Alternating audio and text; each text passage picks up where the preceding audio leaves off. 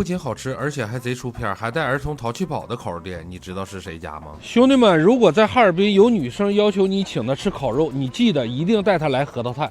今天我就告诉你们为什么要来这儿吃烤肉。群力店的这个核桃炭，你可以把车直接开到地下，而且是暖库。其次是人家这小环境，这样氛围感也给你拉满。就算你带孩子来的，你也不用操心。烤肉店里带淘气堡的，你敢信吗？他家还有同时能容纳10多人一起吃烤肉的大包房。你要是4、5个人，还有这种小的私密性极强的小包房。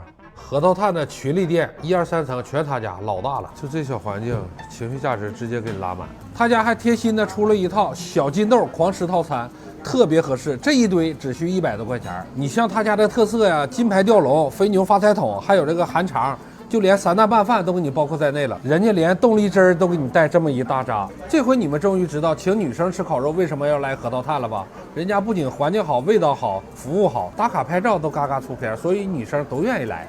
就他家这个3大拌饭，你就吃吧，一吃一个不吱声。他家还有一个更受欢迎的妈妈的蒜苔饭，这个更香。重点来了啊，兄弟们，在他家还能喝到来自战斗民族的疯狂的麋鹿果浆啤酒，你就喝吧，一喝一个不吱声。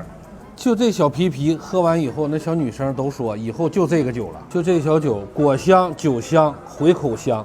厚切的牛舌，东北特色大油边、小黄牛上脑、大块牛肋排，就这几道菜都是他家特色中的特色了。这就是来他家吃烤肉的理由。核桃炭烤肉对火候的把控要求极高，这一点你不用担心，咱家有服务员会给你烤。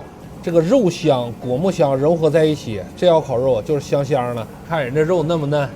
行，老铁，在哈尔滨吃烤肉就来核桃炭，那真是老太太挑霹雳，嘎嘎地了，老铁。